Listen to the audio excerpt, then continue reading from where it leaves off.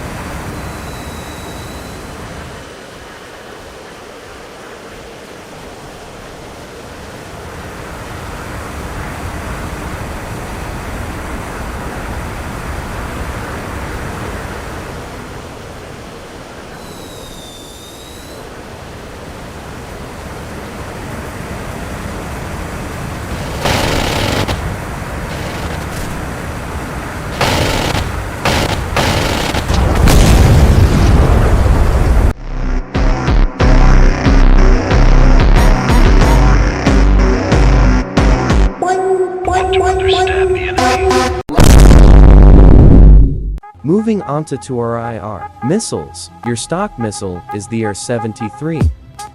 The AR-73 is your stock IR missile for the Su-30. Do not use this missile as it is obsolete and will just affect your performance. This can force you to get extremely close, which is a death sentence. Enemies can easily lull their IR missiles at you before you even know it. Moving on to our second IR missile, you get the AR-27ET. The AR-27ET is your second infrared for the Su-30. Same with the AR-73. Don't use this or even think about spending your upgrade points. Yes, this has greater range than the AR-73, but it has no lull capability, which forces you again to get in close, which will put you in low range. Not worth it. For our last infrared, we have the AR-74M. The AR-74M is your last infrared for the Su-30. And again, don't think about spending your upgrade points on this missile. Yes, it has IRCCM, but that isn't enough for top-tier standards. Like with the other two, this doesn't have low capability, so it's pretty much useless. Now moving on to our SAR missile. Your only missile is the AR-27ER. The AR-27ER is your only Fox 1 missile for the Su-30. For this tier, it is not relevant since Fox 1Es will ping the enemy's RWR. Lane summary, don't use it, just stick your active radar missiles. Now moving on to our radar missile. Your stock missile is the AR-77-1. The AR-77-1 is your stock missile for the Su-30. This missile is an improved version of the original AR-77. But for top-tier standards, it is pretty useless. The missile is pretty easy to notch, requiring you to at least spam it at one target for best PK chance at a kill. This is basically an AIM-120C5 equivalent. Overall, don't use this missile. For the second radar missile, you get the AR-37M. The Su-30SM is your second radar missile for the Su-30. This is basically a Russian glorified AIM-54 Phoenix. Now, this missile is better than the Su-30SM1, but it's not the best.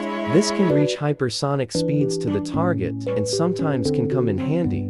Only thing is that this is very heavy and will affect your performance, especially climb rate. Overall, you can get this missile. It's decent, but don't put too much of it. Your last missile for the Su-30 is the Su-30SM.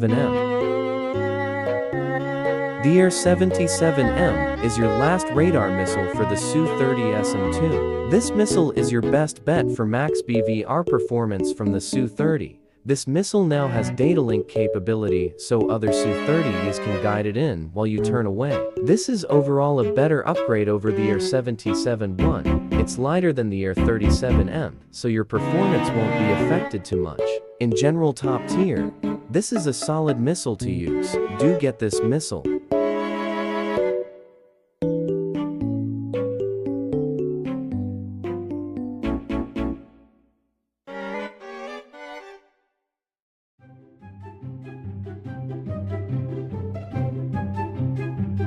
For the radar, the Su-30 uses the No-35 Urbis Aerodar. This radar has an incredible 240 by 140 azimuth by width and height, which is extremely good, meaning you can notch while guiding your missile, which is a plus. You have a good range of 160 nautical miles.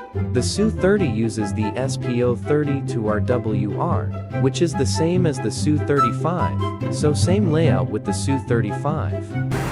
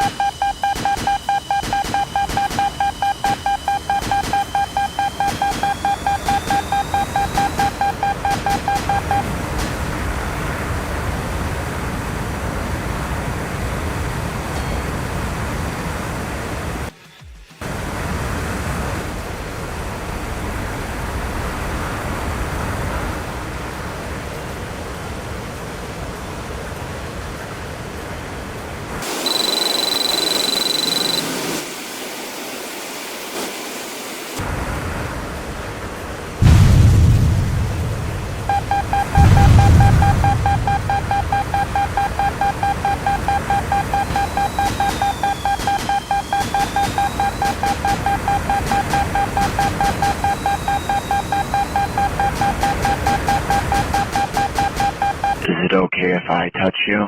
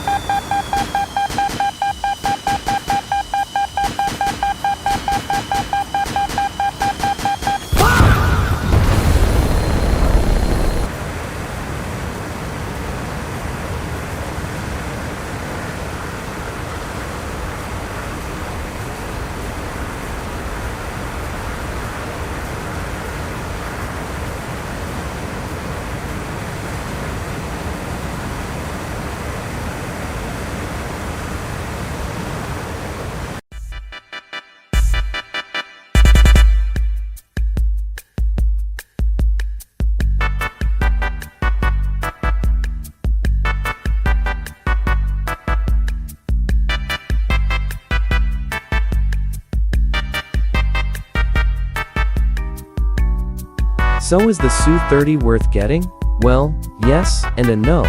Here's why. If you're looking for a plane that is capable of doing BVR, well, there are other aircraft to choose, like the J-16 or any other aircraft that catch your attention. If you like doing duels, yes, do get the Su-30 since the thrust vectoring is fun, and you can also do some Mihaly stuff with it. That is all for the video. Thank you all for watching, and don't forget to like and subscribe. We're on our flight to 250 subscribers. Take care, guys.